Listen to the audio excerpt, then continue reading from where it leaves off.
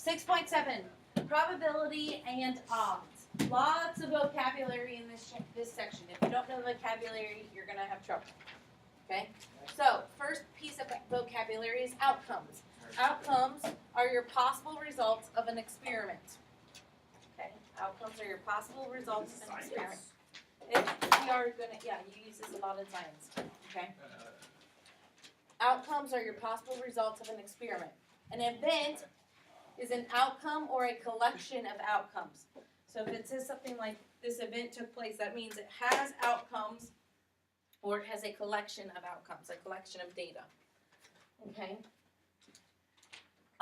Favorable outcomes are outcomes for a specific event.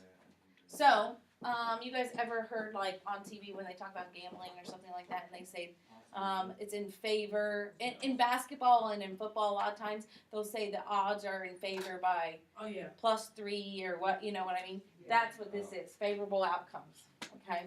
So in sports they do it a lot, especially with gambling on sports. They do that a lot for Ohio State and Michigan. Yes, they had like Michigan winning by, It was a touchdown. yeah. So every Saturday with football, you can see those favorable outcomes. And then probability is the measure of the likelihood that the event will occur. So it's probable that it will occur 50% of the time. That means I've measured it out and it seems to be around there. So it's the likelihood that that event will occur.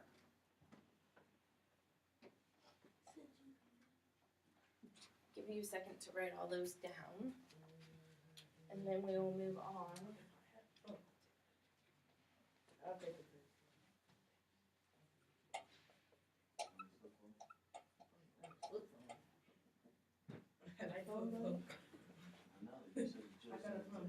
Guys, focus, focus. Walgreens? That's actually. Oh my.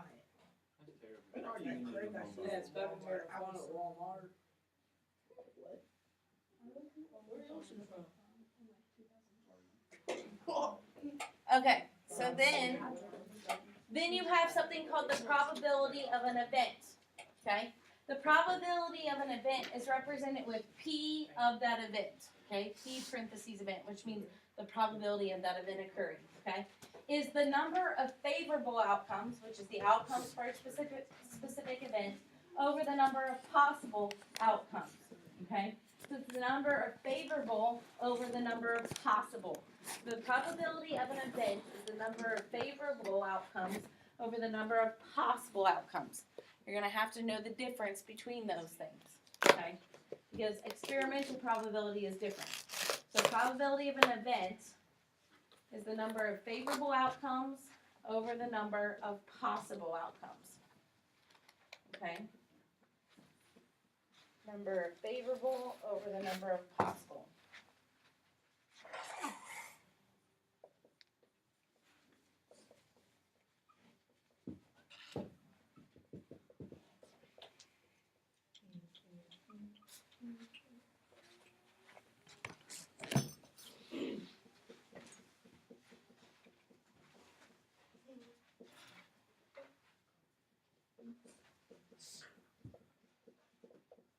Okay, so then you get an equation that looks like this. It says, suppose you roll a number cube, okay, a dice. Suppose you roll a die. What is the probability you will roll an even number? Well, how many sides are on a dice? 4, 5, What? 4, Six. 6. 6. So a dice has 6 possible outcomes, right? Okay, what's the probability you roll an even number? 3/6 because you have 2, 4, or 6. So it is 1/2. Always reduce to the smallest possible fraction. Now, what would be the odds that you roll a 5 or a 7? What would be the odds that you roll? 6, which is 1/3. Yeah, 2/6. 5 or 7 would be 2/6. Two numbers out of 6 possible numbers equals 1/3. Guys, you have a problem? No. Yeah. So that's the probability of an event. It's when you take the favorable outcomes over the possible outcomes. Now, there's more types of probability. What? Hurry up. Theoretical probability is knowing all the equally likely outcomes of an experiment. So knowing all of the possible outcomes of that experiment. Okay? Experimental probability is a probability that is based on repeated trials of an experiment. So this happens a lot in science. Jacob, you were right. Okay, experimental probability happens a lot in science.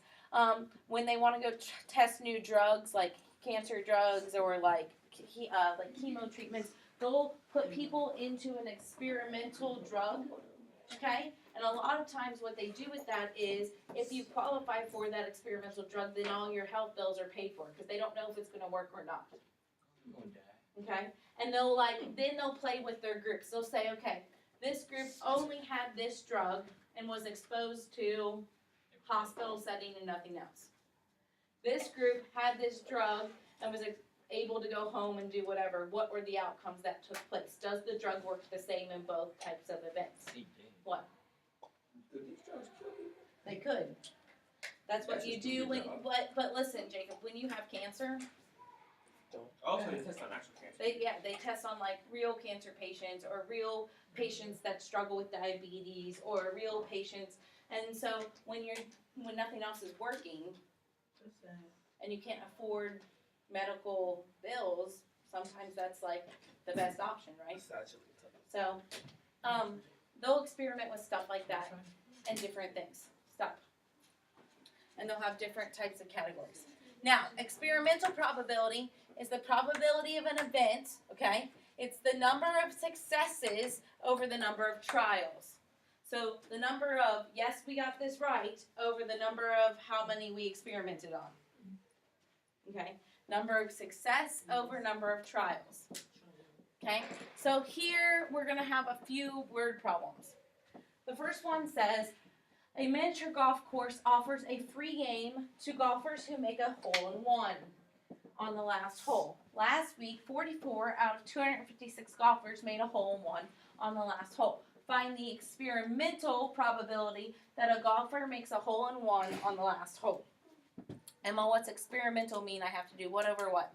Would it be 44 over 256? Okay, 44 over 256, because experimental tells me success over trials. 44 people were successful and 256 total golf. Now, what do I need to do with that? Reduce it. What does 44 over 256 reduce down to? You can do 22 over. Can 4 go into 256?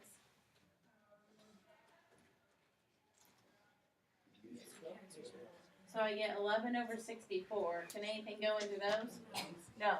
So my experimental probability came out to 11 over 64. That's a pretty good odd. That's a pretty good ratio right there.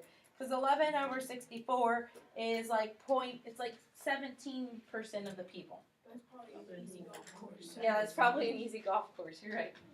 Okay.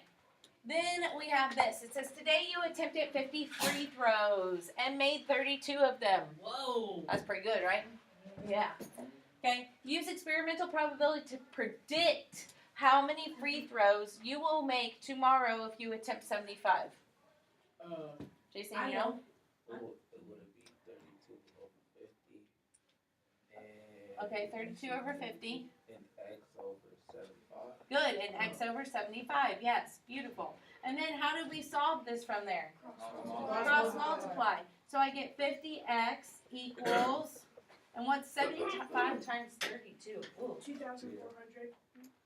2,400, 2,400. Take 2,400 divided by 50 and you get what? 90.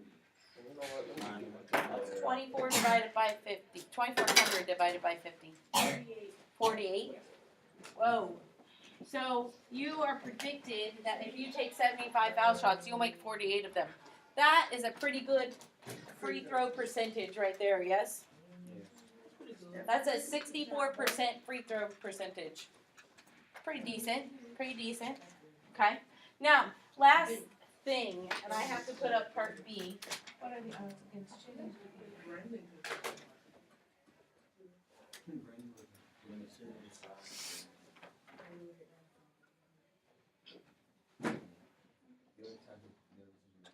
Okay, so this says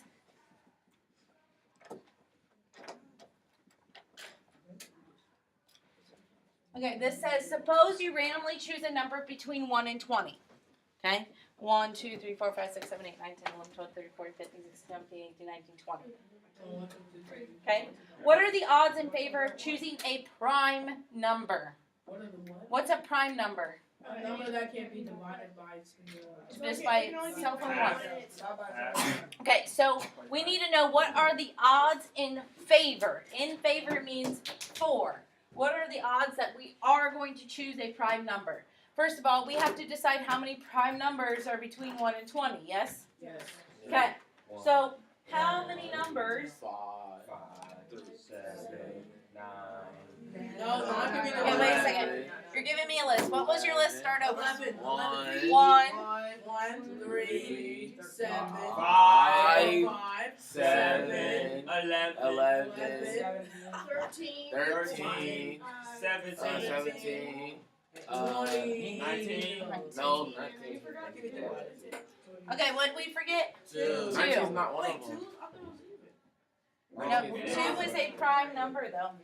So you should have 2, 3, 5, 7, 11, 13, 17, 19 because it says 19. between 1 and 20. Yeah, 19 can only be divided by 1 and 19. Okay? Because it says between 1 and 20, so you cannot include 1. Okay? Now, how many total numbers are there between 1 and 20? 20. 20. 18. Between them, there's 18. 19, because there's one. Between 1 and 20. Okay, wait a second. Oh, 18. We are trying to figure out what are the odds in favor of choosing a prime number, right? Yes. Okay. And we have the numbers 1 to 20, correct? And when we are doing this type of probability, it's what over what? Number. It's whatever those the are success over over Favorable odds over possible odds. Favorable outcomes over unfavorable outcomes in this case. Oh, so Okay, what so is it's it? favorable over unfavorable. How many favorable ones do we have? 1, 2, 8. 3, 4, 5, 6, 7, 8. 9. Okay, we have 8. That means if we take the number 20 and subtract 8 from it, how many do we get? 12. That's how I figure out how many are unfavorable. So I have 8 over 12 for this fraction, Then you would Which reduce which reduces to what? to number 2. Yeah. 2 over 3. Divide by 4. Okay, so you have 2/3 of a chance of choosing a prime number. What are the odds against choosing a prime number? 1/3. 1/3. And I don't have to do math for that because I already know what the favors are, what it is in favor of. So if it's against, I take a whole, one whole, and I subtract that fraction that I got from it. Okay? And you would get 1/3 for this answer. So if my probable outcome, okay, would be something like 1/5, and then it says what is the odds against that, I would take 1 and subtract 1/5 from it and get 4/5. So you don't have to do math a second time. Okay? I'm going to give you some homework.